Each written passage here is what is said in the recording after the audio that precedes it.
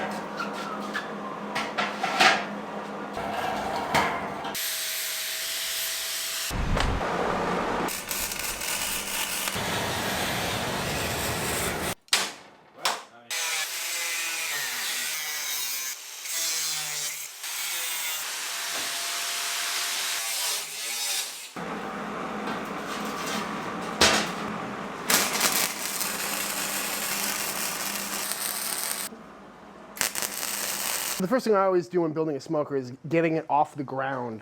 This is a simple 1x1 inch square tube frame on some swivel casters. This also helps so it's easy to move around the shop throughout the build.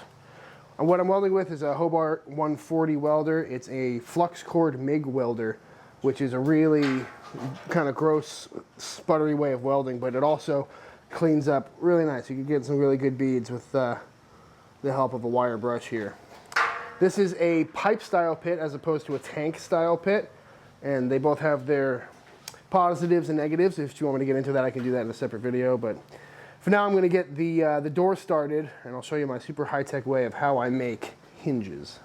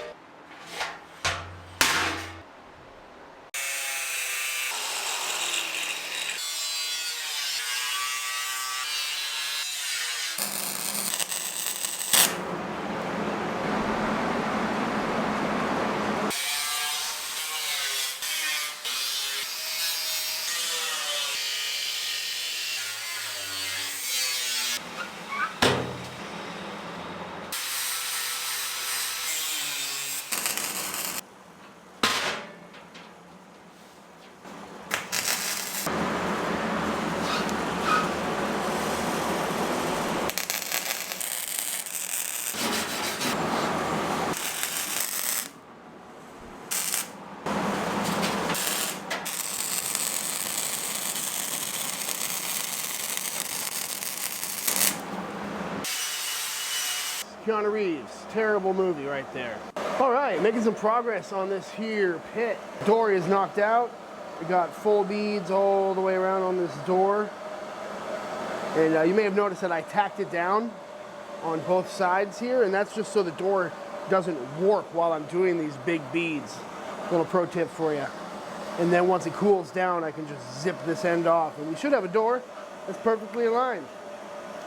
So it's cooling down right now. Over here I've got another piece of steel ready to bend like this so I can make the handle. Then this door should be looking good.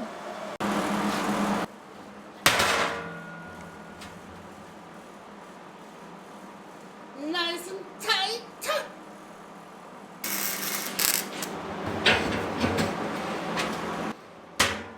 All right, so now that the door is knocked out, it's time to move on to the firebox. I already got it tacked together here. It's gonna be a square firebox, and it's gonna have the patented Chud V bottom, but you'll see that in a minute. So let's get to it.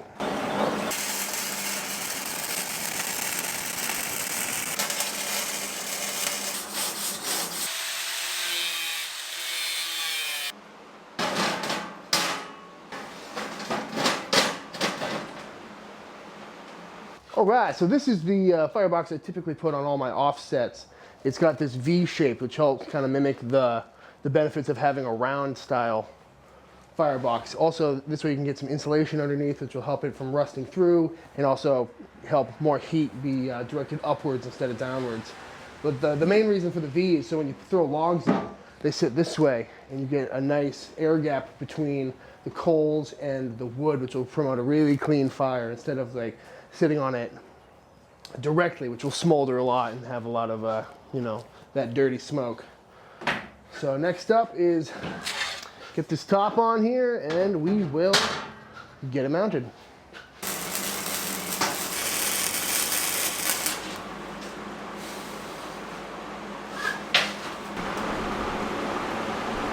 Let's get that cleaned up.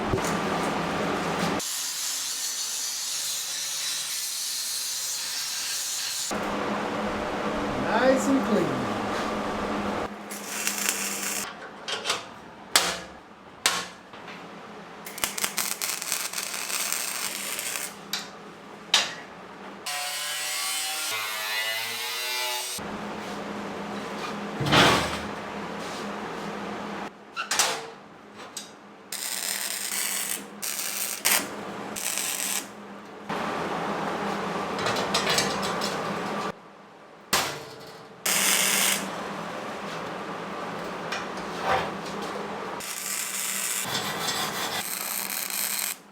Right, so firebox is coming along.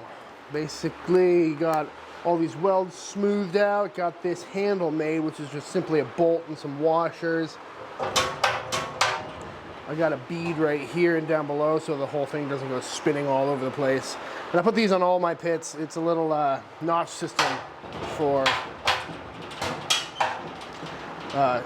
keeping the door locked, or if you're on a hill or something, your door's not going to swing all over the place. But you know, this is it. One thing I forgot to do is I'm going to put some reinforcements on the top. On the inside here, I'm going to just do a big X. That way it doesn't warp the top too much when I'm cooking, because it is rather thin metal. So I'm going to do that, and then it's going to be time to mount it on there.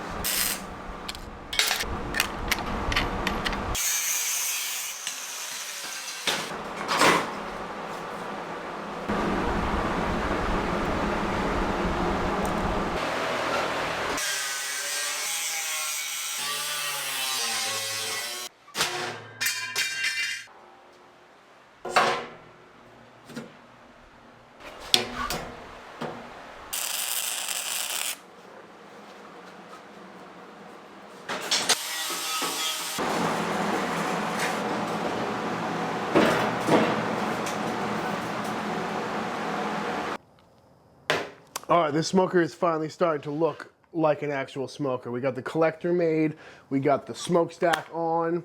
We just got to make sure that it's level on this axis and on this axis. These magnetic levels really come in handy for this. Then we'll weld that on, got the grates in, firebox is done, and then this is fully functional. It's just a matter of trimming it out with bottom racks and thermometers and all that good stuff. And then this is when things start getting exciting.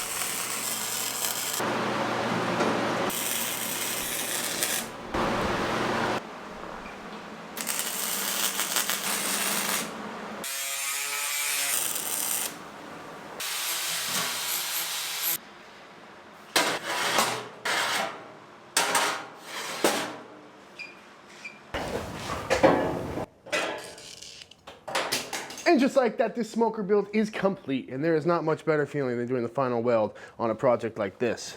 I just finished up this here grill on top of the firebox. It's got 2 levels for your charcoal grilling needs. I got these 2 buckets down here with drainage holes for all the grease and chud that builds up down in here. I also got 2 rods installed for holding a water pan.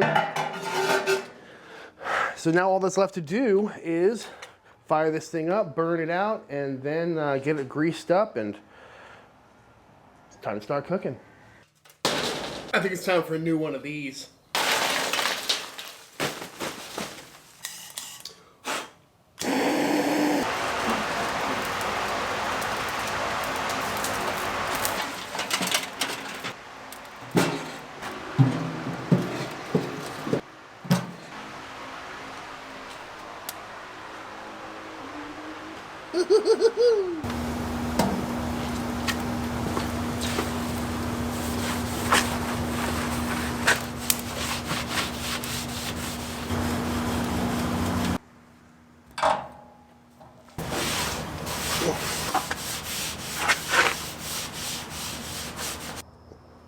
All right, so this thing has been cooking away for a good few hours now. Kept it pretty hot. No welds have popped yet, and it's starting to look a lot better, a lot cleaner. I've been hitting it with beef fat, and you got to treat it kind of like a cast iron skillet because it's not painted, and that will help stave away the rust. But this thing right here is running nice and hot. If you kept this clean and used it as a griddle, I mean, it's rocking a good almost 400 degrees. But it also has these 2 tiers so you can throw some charcoal on top, which is what I'm about to do. And we'll see how this grill works.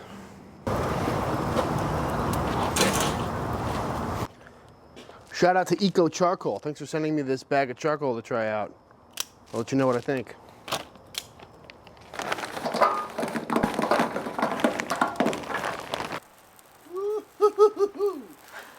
Oh yeah.